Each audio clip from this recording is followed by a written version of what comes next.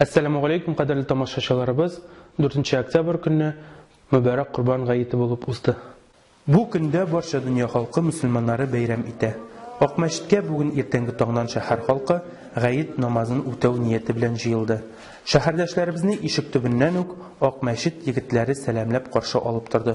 Va'zlar, xutbalar, Alloh taolaga maqtab tasbih aytular g'ayitning ko'rki bo'lib tura. Bu bayramning negizində igilik, şəfqətlilik, yaxınların turunda qayg'urtuşanlıq kibik umumkishilik qiymatları yota. Şara saat 7-də başlanıb getdi. Oq Masjid Mədrəsəsi müğallimi Azad Hazrat Şəripov va'z söylədi.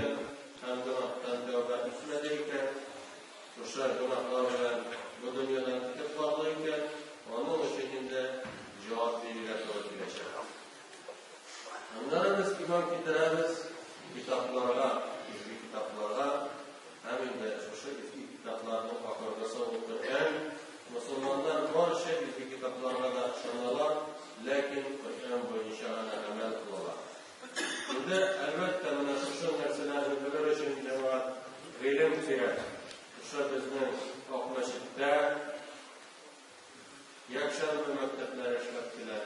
Инде кичке мәдрәсәдә төпле урта белем алырга була. Менә безгә дөнья белеме кирәк булган кебек җавап ахират белеме дә кирәк. Чөнки ахират белеме ул безне төрле ялгышлыклардан саклый. Аннары әлеге вакыйганың төп өлеше булып гайит намазы укылды.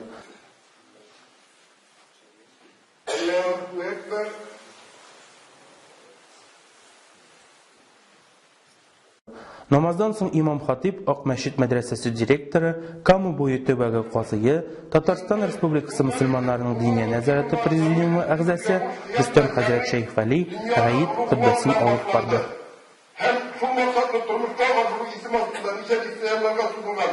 Türlü soğuşlar, açlık, yalanlaşlık, represiyeler, sürgünde civarlar, atılar bilen devam etti. Hem bugün günde halk dilin, dinin bile tügül, belki ahlakında yuvalkan halde kilip yürüttü.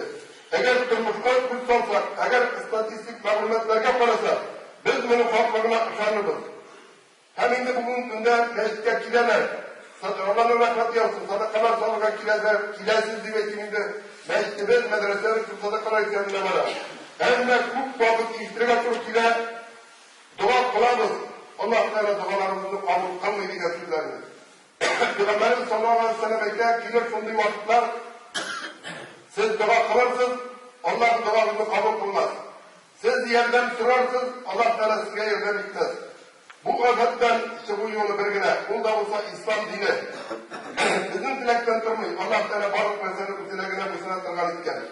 Köşede bizine dirilgen kıskanına vaktinde Allah Rabbisinden mevcut barınatıyız. Allah Teala ise وَمَا خَلَقْتُ الْجِنَّ وَالْاِنْسَ اِلَّا لِيَعْبُدُونَ Köşe bilen cinler fakat bizim egine ibadet kılsınlar için kaldım deyip Allah subhanahu wa ta'ala.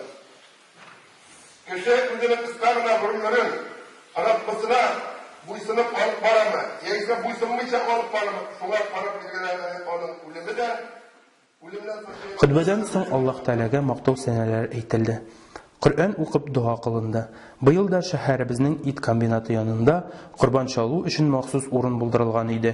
G'ayit namozidan so'ng shahar xalqi qurbon chaluv ham shaldiruv niyati bilan shunda jiyildi. Alloh taolo shalg'on qurbonlarimizni qabul etsin. Qurban bayrami har kimga kuch-quvvat, ilhom ustasin. Igilikli ishlarga ham amallarga aydasin. Har yurtqa, har oilaga shodlik ham yoqti umidlar olib kelsin. Ixlos ko'ngildan tinchlik, esenlik, sog'lik ham iymon boyligi tilaymiz. Qurban bayrami alhamdulillah bir ko'ngil o'zdi, yildag'cha. Bugun endi bizning shu mingdan ortiqroq yarmlab qolgandir deb aytayman endi. Ostag'i zol to'ldi, üstagi zolda to'ldi, ham endi nida o'tirdilar. Kişi kupuldu.